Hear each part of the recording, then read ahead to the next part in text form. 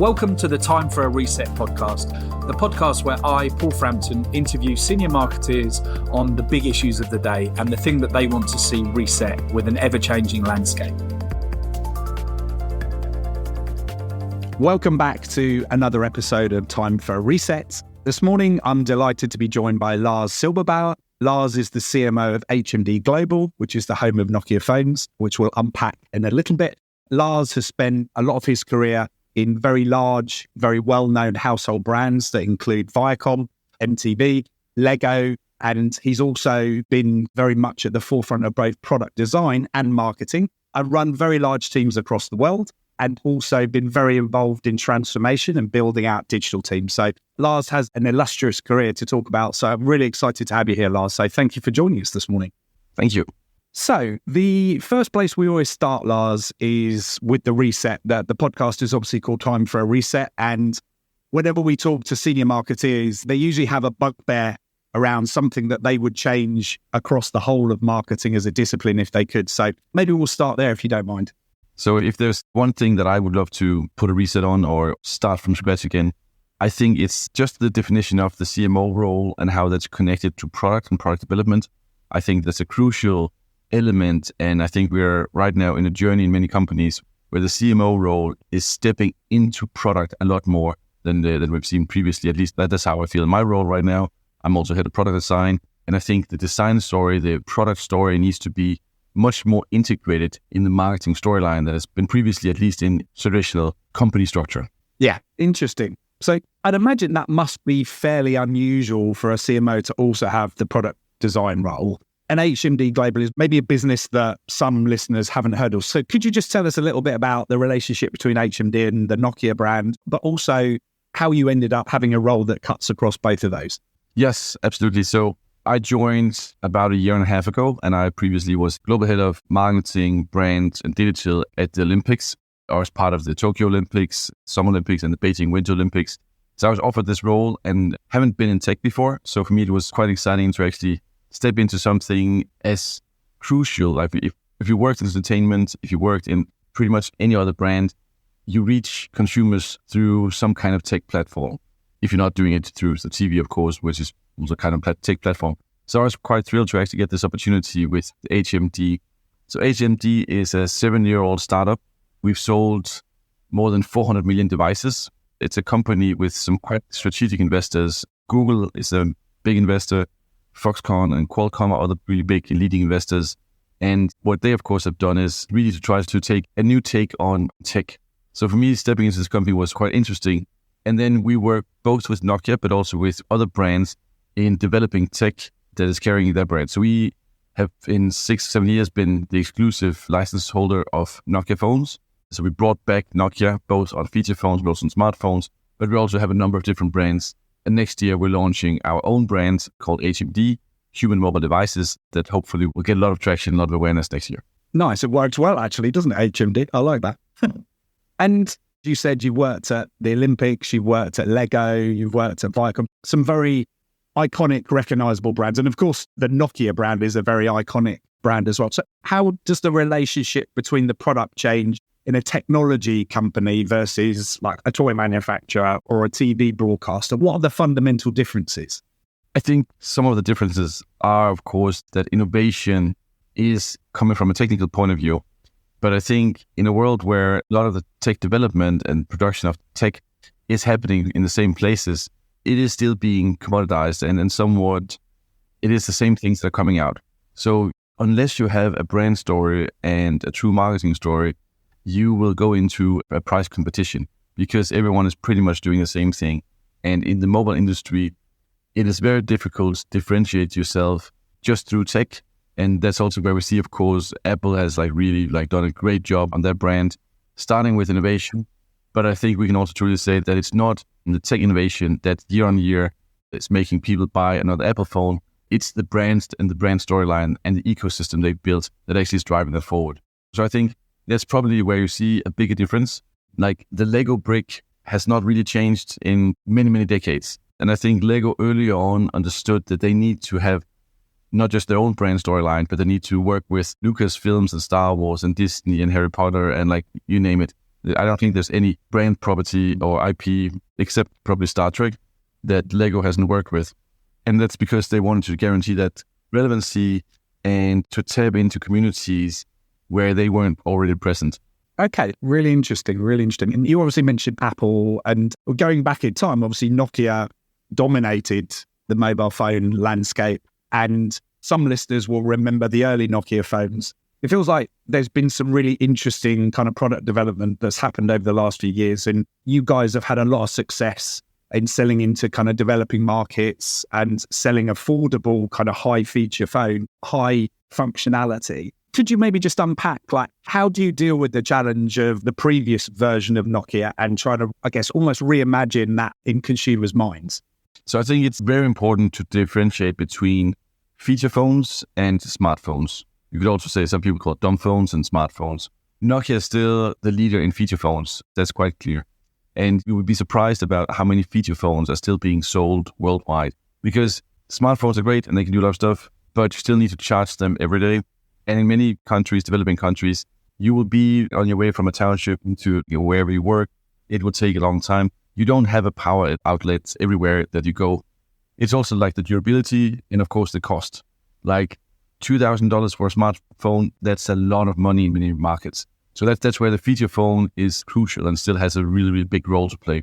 Everyone thought that the feature phone market would be declining very fast, but what we see is it's declining a lot slower than actually expected. That's why Nokia has a huge brand that is a premium brand within the feature phone. And then there's a smartphone category where we've seen the Nokia brand some success, but we also see, and that's also why we work with other brands in developing other products that really catering for a different market. Right. Nice. That's really useful for the listeners to understand. And I know that you've also innovated in terms of sustainability. You guys have taken a very strong position in an industry which, let's face it, is not. Sustainability is probably not at the core of building hardware. And secondly, I know you've innovated in terms of both almost like subscription around promoting sustainability. So is that one of the key things you want the brand to be known for? Is that just part of the brand DNA? This is definitely what we want to be known for, but also what we believe in and quite wholeheartedly believe in. Let's be honest, Paul, like imagine that you bought like a washing machine and 12 months after it was slower. You could barely like get it to wash your clothes. The clothes will not get as clean as before. And the company that you bought it from, they would say like, you actually need to buy a new one. I'm not sure that you would buy that brand many times. And that's basically what we see in the mobile industry, that brands are pushing people to buy a new phone every single year.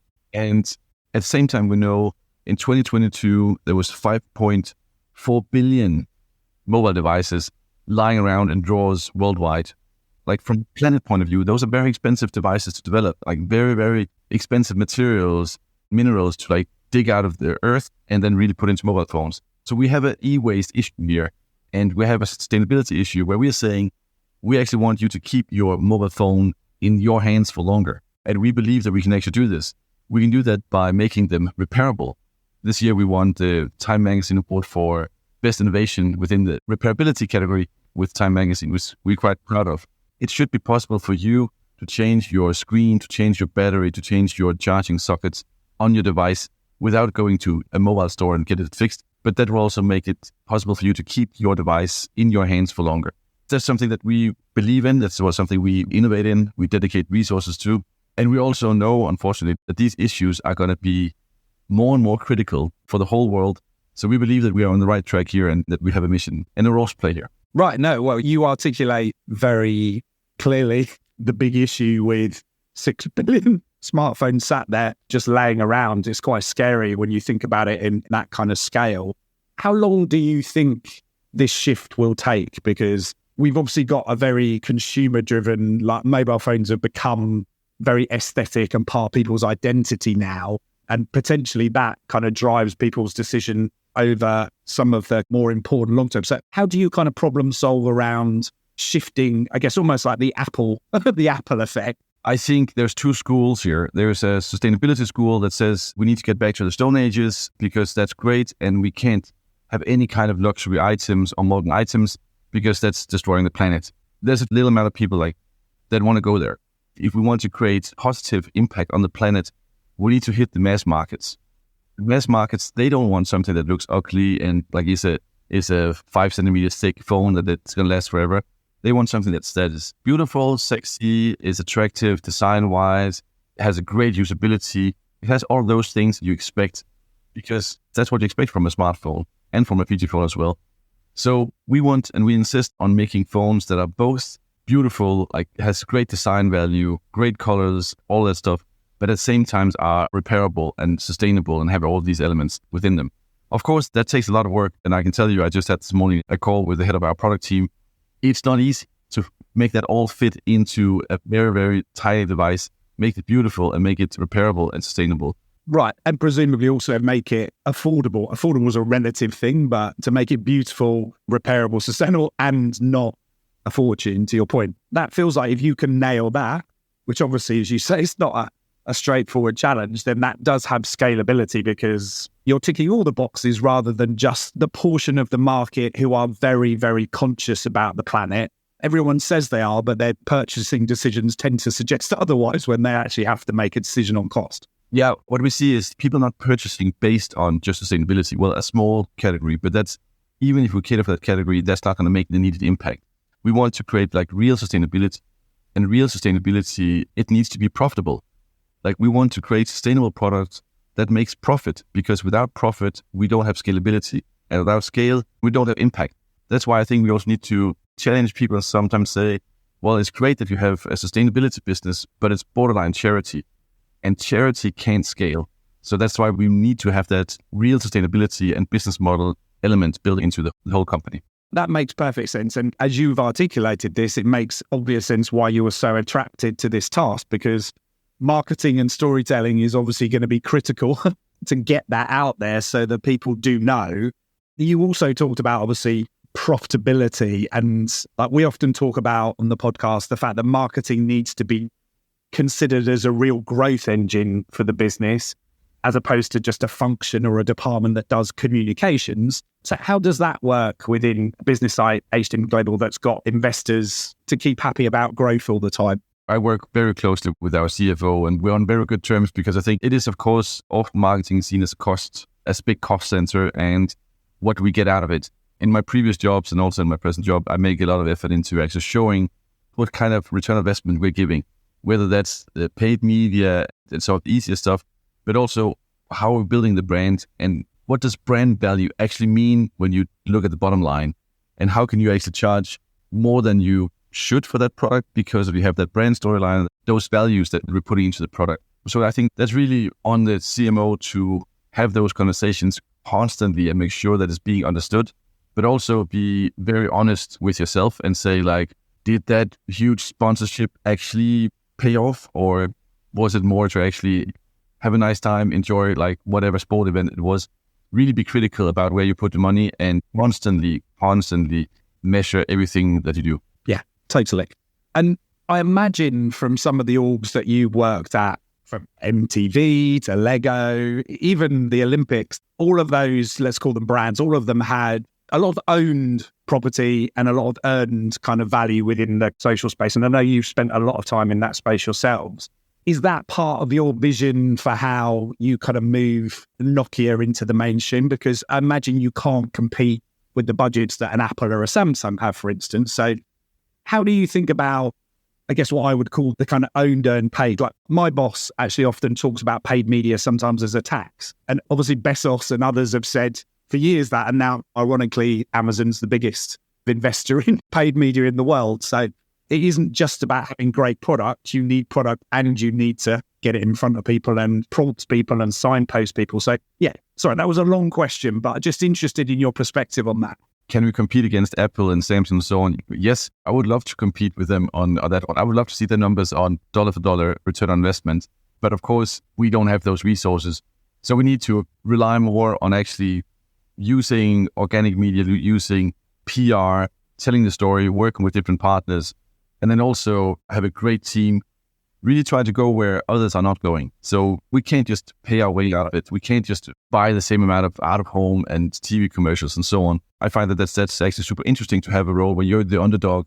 You need to do different things. And we have a lot of things in pipeline for next year. I really look forward to 2024 to show what we've been working on and what we're coming up with, because it's going to be very different from what you've seen so far from the established mobile manufacturers. Well, yeah, and look, constraints, whether they be budget or resources, are often the best driver of innovation. Otherwise, I often think if you look at a lot of categories, everyone just follows the same model. It's like a lot of money into broadcast and then a lot of money into Meta and Google. And it's like, okay, the price inflation of media just goes up and up. And how are you really differentiating? So it's great to hear that you're thinking about how do you leverage all different opportunities, communications, partnerships, PR, because some of the most successful brands were originally built without paid media. Let's be honest about it. If you're an established player and you're making trillions, you have no real reason to innovate besides like tiny things that can just keep the world as it is. So I think that's a benefit of being industry leader, as some of our competition is, but that's also the benefit of not being a leader, that we can actually risk things, we can move fast, we can do things that challenge the model, as you said, like launching a subscription model, as we did last year, a circular subscription model, going into repairability, betting high on sustainability, and making phones that are actually very affordable. There is no rule within tech or anything that says that a great phone needs to cost $2,000. Right. That's the nice thing about having an iconic brand, but having a startup mentality connected with it. So one of the other topics that I've talked to a lot of our CMO guests about is how you think about brand and performance marketing. In recession and in low growth economies, a lot of the money has moved down the funnel, and hence Meta and Google and others have done very well from that. So I'm interested in how you think about the relationship between that some of the, even today, the measurement models that really measure the impact of brand and response together are still probably not perfect. Just interested in where you stand on getting that balance right. It's a good question. It's something that's been discussed quite a lot, above the line, below the line, performance marketing, brand marketing. In my point of view, it's two sides of the same coin. You can't have one without having the other. Or if you do that, then you're missing out on a lot of opportunities here.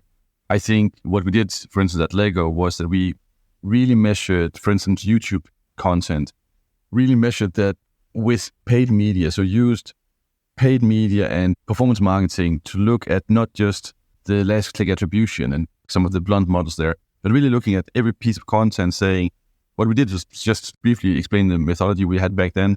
For 72 hours, we took a piece of content, put it up on YouTube, target that to the demographic we wanted to target it to. We took it down, look at all of this, like search uplift, retention on the video, brand uplift, then re-edited saying the video, and then did it once more. And then we did it once more. Based on that, we could see huge uplifts on brand uplift, search uplift, retention on it. So we knew that people would have great stickiness. That stickiness would reflect positive on the brand, and it would actually change people's behaviors at a higher level afterwards. And then we could say, this concept is good. Then we put the big media behind it, and we take those learnings into the next piece.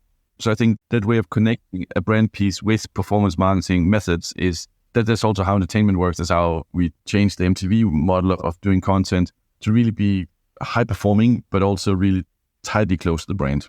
Yeah, no, that's a great example, Lars. I mean, that really kind of manifests test and learn. It always surprises me that more marketing organizations don't stop spend for a while and then start it up to see the differences. I think there's a nervousness. If you take something out, that you're going to lose a lot. I mean, part of the reason CV is called CV is control versus exposed. Unless you've got a control, you don't really know whether people that are exposed have actually had some kind of different experience or responded differently. So I really like that example. Once we did the experiment at Lego, and we forced it because there was just so much demand that we basically had to turn off our paid media advertising. And on Google, we could see our search advertisement. Within 48 hours, the organic just really made up for everything we hadn't paid. So we realized we were just basically cannibalizing our own organic searches, which is also like, not many brands have that, but a brand like Lego, a big brand, we had that. So we basically we had a lot of waste. Right. And it shows the value of running experiments, learning, and then iterating, which I think is modern marketing. On that, it's quite a good segue into my last question before I ask you some slightly more personal questions, which was, obviously, marketing is becoming more scientific, more data-driven, more MarTech-driven. How are you seeing that change the kind of marketing operating model within your business or within marketing per se? What I've seen in the last year, what we also have to implement in the last year, and again, being a small player, we've been able to do it quicker than I think most, is really to use generative AI a lot more. But it's not like we're leaving things completely in the hands of AI and letting them have both hands on the wheel. I would say it's more been a tool where we can have the decision makers have suggestions, having ideas faster and faster and faster, and then briefing agencies or in-house agencies in a way where we actually have borderline 75% of the ideas already there. And then it goes more into lower execution, like studio production and so on. And I feel that it's been a really both pleasure because I feel personally more hands-on control of the creative output, but also it's sped up the whole ideation phase and the days of agencies coming in every second week with a PDF and saying like this, that, and we can do that in an hour now. It's unfortunately creating also like a lot of redundancies in that mid layer of the company, but that's just how the world is nowadays. So I think in that sense, it's a changing moment in the whole industry. Nice. I like that. It sounds like because of the nature of the culture and being a startup and some of the constraints, you're able to push towards the new modern marketing model faster than some others. If you were to try and express what you think the CMO of tomorrow looks like and what the key attributes of them, I mean, you've described some examples like being much more test and learn, using technology, being close to product. Is there anything else that you'd add to that? I think we see a breed of CMOs and CXOs right now that are much more multidisciplinary. At least I'm not tied to the old agency client, creative agency, media agency model. Not at all. I think we need to shake that up quite a bit. I believe external agencies are quite useful sometimes. Sometimes we need to have a lot more internal. I think that that's a different way of perceiving things that is happening right now. I think also CMOs or any executive at any layer, they need to get their hands dirty when it comes to AI. Do not try to put it with social media on the intern to come up with things. Like you need to sit there. You need to learn the tools and you need to keep learning them because they're developing so fast. To understand that and to grow with them, I think it's super important. So I think this centaur, like half man, half machine, I think in the creative world, that's going to be the winning formula. I don't see any architects right now who's not using CAD as a primary tool or it might be any kind of software tool for their development of new ideas.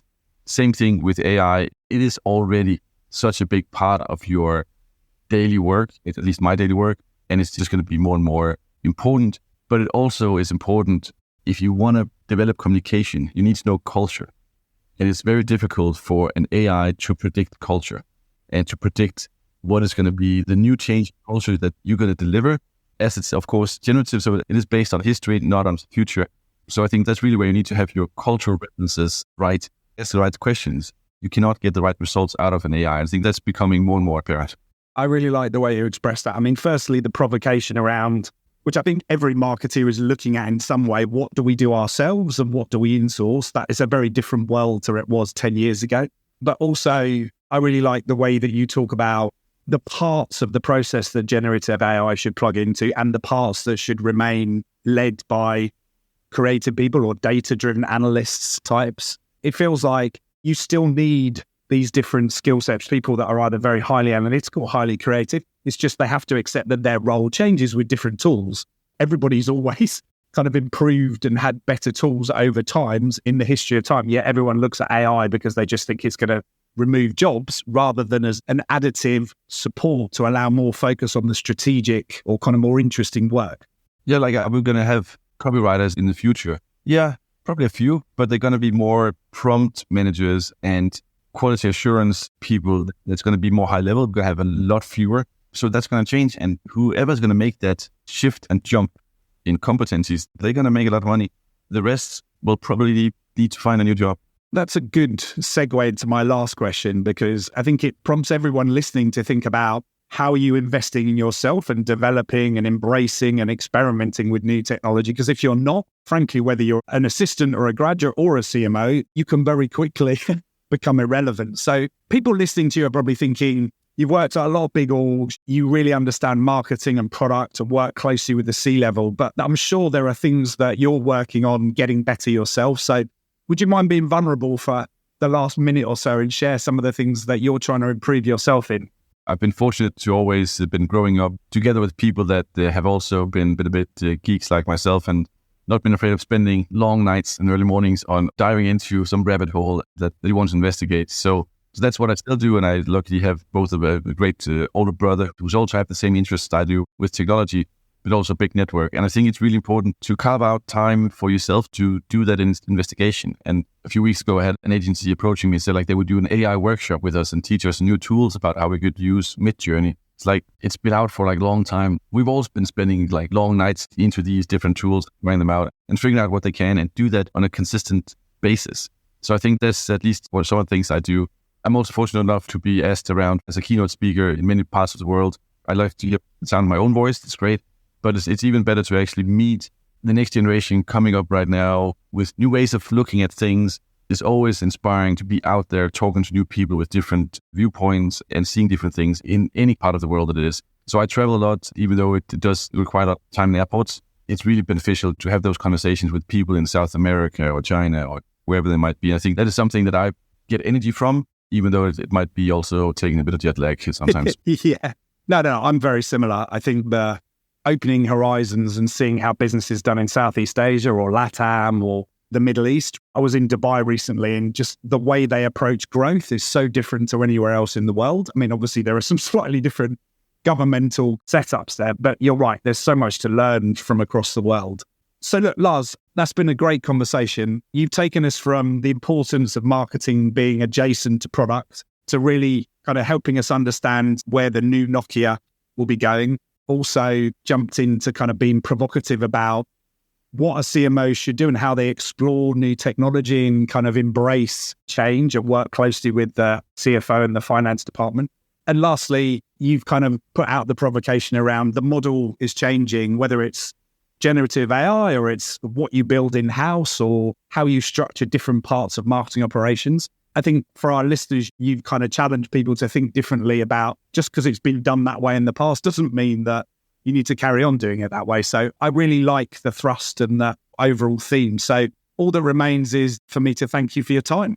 Thank you. Thank you for the invite. Thanks for tuning in to another episode of Time for a Reset. I hope you enjoyed this one as much as I did. We'll be back talking to a senior marketeer very soon. Make sure you don't miss out on any new episodes by subscribing on Apple, Spotify or SoundCloud.